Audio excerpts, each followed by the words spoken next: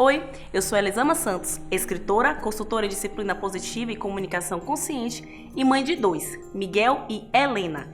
Esse é o segundo vídeo dos 4 que compõem o workshop Educando com Disciplina Positiva. Nessa série, eu estou te mostrando como se comunicar com a sua criança de forma a valorizar os sentimentos e necessidades do seu filho, respeitando e incentivando a autonomia, autodisciplina e cuidando da autoestima.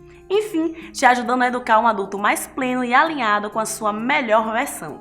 Quero te mostrar que é possível ter um filho educado que sabe se portar adequadamente sem a necessidade de castigos físicos, utilizando ferramentas mais empáticas de educar. Práticas assertivas que fazem toda a diferença e que não estão tão difundidas na nossa sociedade em relação às crianças.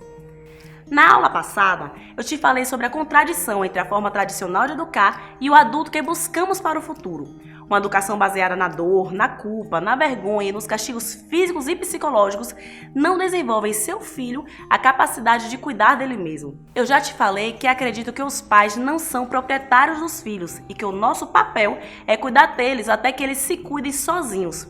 Oferecer o máximo de bagagens e ferramentas para que a tomada de decisões seja a melhor possível. Prepará-los para a vida. Eu sei que ser pai e mãe é bem difícil. Acredito que educar é a missão mais complicada que eu já recebi.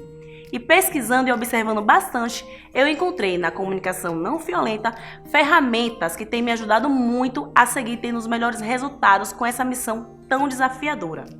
Vejo que a maioria dos pais não conta com esse conhecimento e foi por isso que nesta aula eu quis dividir isso com você. Os 4 passos da comunicação não violenta. Mas antes, eu gostaria de agradecer as centenas de comentários e o carinho que recebemos no primeiro vídeo. É extremamente gratificante assistir ao vivo o nascimento dessa comunidade de pais conscientes em relação ao desenvolvimento de suas crianças. Sabe o que eu percebo muito nos pais com quem converso?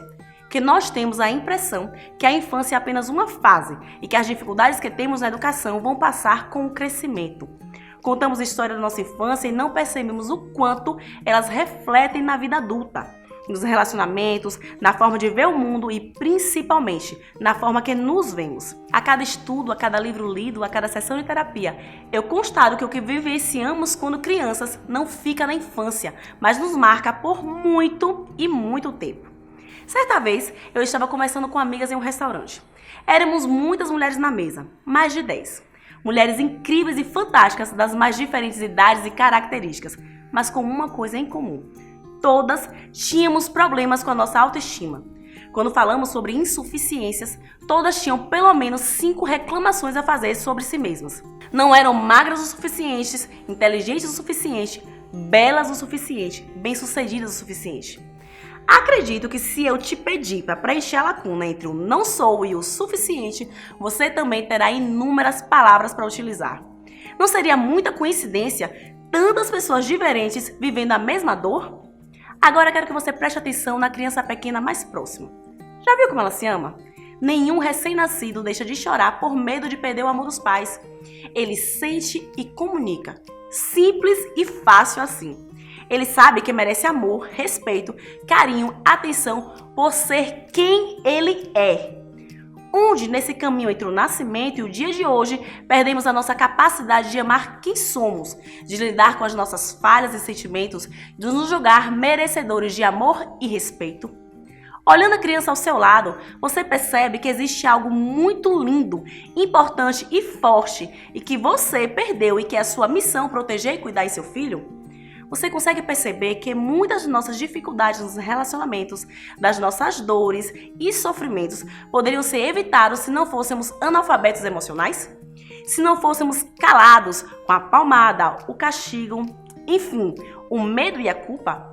Você consegue perceber a responsabilidade que tem em suas mãos? Nesse vídeo, eu vou te apresentar uma ferramenta. Um processo, enfim, uma forma de me comunicar com os meus filhos que mudou a minha vida e que fortalece neles o caminho para o próprio coração. Vamos conhecer então os 4 passos da comunicação não violenta. Não são passos estáticos, mas sim um caminho que facilita a linguagem vinda do coração. O primeiro, observar sem avaliar. Separar a observação de avaliação é fundamental. Precisamos observar claramente sem acrescentar nenhuma avaliação, o que é um grande desafio. As avaliações e julgamentos costumam vir de forma automática em nossa mente. Ver o que está vendo, ouvir o que está ouvindo, sem avaliar, julgar ou opinar. Quando incluímos a avaliação ou o julgamento, diminuímos a probabilidade que os outros ouçam a mensagem que desejamos transmitir.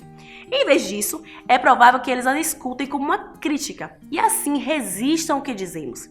Então, lembre-se, o primeiro passo é observar sem avaliar. O segundo passo é identificar e expressar os nossos sentimentos. O nosso repertório de palavras para rotular os outros costuma ser maior do que o vocabulário para descrever claramente os nossos sentimentos.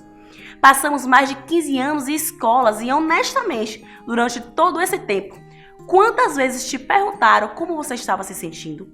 Os sentimentos simplesmente não eram e talvez ainda não sejam considerados importantes. Somos ensinados a estar direcionados aos outros, em vez de em contato com a gente mesmo. Aprendemos sempre a ficar imaginando: o que será que os outros acham que é certo eu dizer e fazer? Como estamos nos sentindo não importa. Existe uma história de um universitário que, num seminário de CNV, falou num colega de quarto que ligava o aparelho de som tão alto que ele não conseguia dormir. Quando perguntado sobre o que sentia quando isso acontecia, o estudante respondeu: sinto que não é certo tocar música tão alto à noite. Ele expressou uma opinião, não seus sentimentos. Quando foi pedido que tentasse novamente expressar seus sentimentos, ele respondeu: acho que quando as pessoas fazem coisas como esta é um distúrbio de personalidade. Outra opinião, e não um sentimento. Ele fez uma pausa pensativa e então anunciou com veemência: não tenho absolutamente nenhum sentimento a respeito disso. Era óbvio que esse estudante tinha fortes sentimentos a respeito daquilo. Infelizmente, não sabia como tomar consciência de seus sentimentos, quanto mais como expressá-los. E se um estudante adulto passa por essa situação, se nós muitas vezes passamos, imagine nossas crianças em relação aos seus sentimentos. Essa dificuldade de identificar e expressar sentimentos é comum e tem um preço muito alto para as famílias e para a relação entre pais e filhos. O terceiro passo é a necessidade. A gente precisa aprender a acolher e entender os próprios sentimentos, porque eles são bússolas. O que você sente aponta para uma necessidade que está ou não está sendo atendida. Ao entender que as suas necessidades e expectativas é que te causam os seus sentimentos, você percebe que ninguém pode te fazer triste ou feliz. Os outros podem ser gatilhos, nunca a causa dos seus sentimentos. Essa responsabilidade pelo próprio sentir deve ser assumida em relação a todas as nossas relações, sobretudo na educação dos nossos filhos. O quarto passo é pedir aquilo que enriquecerá a nossa vida. Devemos expressar o que estamos pedindo e não o que não estamos pedindo. As pessoas costumam ficar confusas quanto ao que está realmente sendo pedido. E, além disso, solicitações negativas provavelmente provocarão resistência. Comunicação empática ou comunicação não violenta é uma forma de falar e ouvir que nos leva a nos entregarmos de coração, ligando-nos a nós mesmos e aos outros de maneira tal que permite que a nossa compaixão natural floresça. Na verdade, o estado compassivo é o nosso estado natural. Falar de coração é a nossa primeira linguagem. É a honestidade inata da criança, é o primeiro olhar, sem julgamento, sem queda de braço. Baseia-se no dar e receber natural. Ocorre que a sociedade em que vivemos nos leva a um mundo de certo e errado, com palavras que classificam e julgam o tempo todo as pessoas e os seus atos, não poupando nem mesmo as crianças. Induz, não raro, a mágoa e a dor. Violenta, porque baseia-se em medo, culpa e vergonha, com conceitos de merecimento, punição e recompensa. A comunicação não violenta é a linguagem do coração. É falar honestamente, é ouvir com empatia. O nosso conjunto de palavras para rotular os outros costuma ser muito maior que o nosso vocabulário para descrever os nossos sentimentos. Dizer de forma clara e objetiva como nos sentimos diante das situações é essencial para estabelecermos conexões sinceras. Expressar nossa vulnerabilidade pode ajudar a resolver conflitos, a criar vínculos, a nos aproximarmos das nossas crianças. Embora muita gente pense que os pais devem sempre parecer perfeitos aos filhos, que se pedirem desculpas perdem a autoridade, é preciso rever alguns conceitos.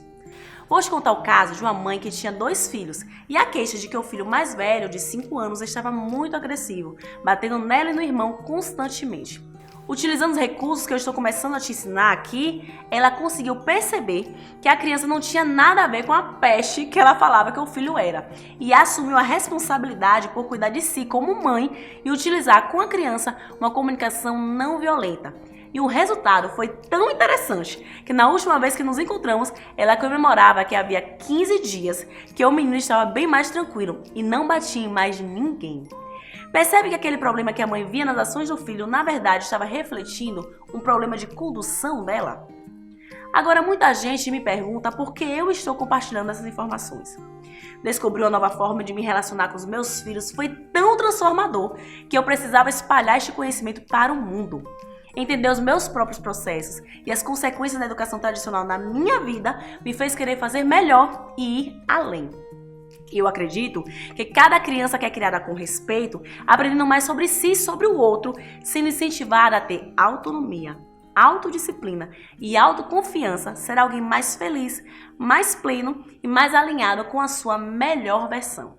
E convenhamos, o mundo está precisando muito de gente que vive em sintonia com o melhor de si. Nesta série de vídeos, eu estou dando uma introdução de como isso pode servir também para a sua família. E para aqueles que quiserem se aprofundar e aprender o passo a passo de como educar com base na disciplina positiva e na não violência, eu preparei um curso mais detalhado, com aulas, exercícios, que podem transformar a sua relação com as suas crianças. Eu vou dar mais detalhes deste curso mais para frente. No próximo vídeo, eu vou responder as dúvidas mais frequentes sobre a disciplina positiva que possam ter surgido a partir do que você viu neste e no vídeo anterior. Agora, deixe seu comentário sobre esse vídeo, coloque suas dúvidas aqui e no próximo vídeo eu irei responder, ok? Obrigado por estar conosco até aqui e até a próxima aula.